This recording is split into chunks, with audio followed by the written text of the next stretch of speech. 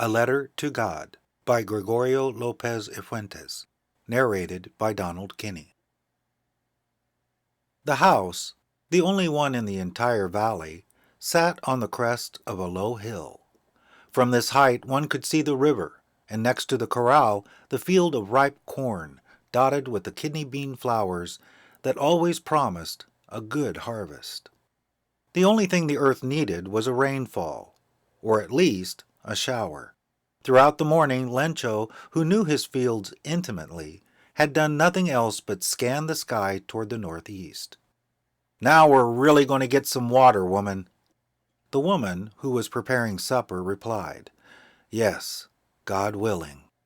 The oldest boys were working in the field while the smaller ones were playing near the house, until the woman called to them all, "Come for dinner." It was during the meal that, just as Lencho had predicted, big drops of rain began to fall. In the northeast, huge mountains of clouds could be seen approaching. The air was fresh and sweet. The man went out to look for something in the corral for no other reason than to allow himself the pleasure of feeling the rain on his body. And when he returned, he exclaimed, "Those aren't raindrops falling from the sky. They're new coins. The big ones are 10-centavo pieces and the little ones are 5s. With a satisfied expression, he regarded the field of ripe corn with its kidney bean flowers draped in a curtain of rain. But suddenly a strong wind began to blow, and together with the rain, very large hailstones began to fall. These truly did resemble new silver coins. The boys, exposing themselves to the rain, ran out to collect the frozen pearls. "It's really getting bad now," exclaimed the man, mortified. "I hope it passes quickly." It did not pass quickly. For an hour the hail rained on the house, the garden, the hillside, the cornfield, on the whole valley. The field was white, as if covered with salt. Not a leaf remained on the trees. The corn was totally destroyed. The flowers were gone from the kidney bean plants. Lencho's soul filled with sadness. When the storm had passed, he stood in the middle of the field and said to his sons, "A plague of locusts would have left more than this. The hail has left nothing. This year we will have no corn or beans." That night was a sorrowful one. "All our work for nothing. There's no one who can help us. We'll all go hungry this year." But in the hearts of all who lived in that solitary house in the middle of the valley, there was a single hope: help from God. Don't be so upset. Even though this seems like a total loss, remember, no one dies of hunger. That's what they say. No one dies of hunger. All throughout the night, Lencho thought only of his one hope, the help of God, whose eyes, as he had been instructed, see everything, even what is deep in one's conscience. Lencho was an ox of a man, working like an animal in the fields, but still he knew how to write. The following Sunday, at daybreak, after having convinced himself that there is a protecting spirit, he began to write a letter, which he himself would carry to town and place in the mail. It was nothing less than a letter to God. "God," he wrote, "if you don't help me, my family and I will go hungry this year. I need 100 pesos in order to resow the field and to live until the crop comes, because the hailstorm." He wrote "To God" on the envelope, put the letter inside, and still troubled, went to town.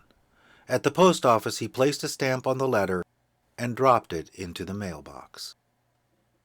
One of the employees, who was a postman and also helped at the post office, went to his boss laughing heartily and showed him the letter to God. Never in his career as a postman had he known that address. The postmaster, a fat, amiable fellow, also broke out laughing, but almost immediately he turned serious, and, tapping the letter on his desk, commented, "What faith! I wish I had the faith of the man who wrote this letter, to believe the way he believes, to hope with the confidence that he knows how to hope with. Starting up a correspondence with God." So, in order not to disillusion that prodigy of faith, revealed by a letter that could not be delivered, the postmaster came up with an idea. Answer the letter. But when he opened it, it was evident that to answer it, he needed something more than goodwill, ink, and paper. But he stuck to his resolution. He asked for money from his employee. He himself gave part of his salary, and several friends of his were obliged to give something for an act of charity. It was impossible for him to gather together the 100 pesos, so he was able to send the farmer only a little more than half. He put the bills in an envelope addressed to Lencho, and with them a letter containing only a single word as a signature: God.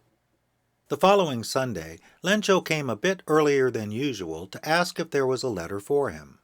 It was the postman himself who handed the letter to him, while the postmaster, experiencing the contentment of a man who has performed a good deed, looked on from the doorway of his office. Lencho showed not the slightest surprise on seeing the bills. Such was his confidence. But he became angry when he counted the money. God could not have made a mistake, nor could he have denied Lencho what he had requested. Immediately, Lencho went up to the window to ask for paper and ink. On the public writing table he started to write, with much wrinkling of his brow, caused by the effort he had to make to express his ideas. When he finished, he went to the window to buy a stamp, which he licked and then affixed to the envelope with a blow of his fist. The moment that the letter fell into the mailbox, the postmaster went to open it. It said, God, of the money that I asked for, only 70 pesos reached me. Send me the rest, since I need it very much. But don't send it to me through the mail, because the post office employees are a bunch of crooks. Lencho.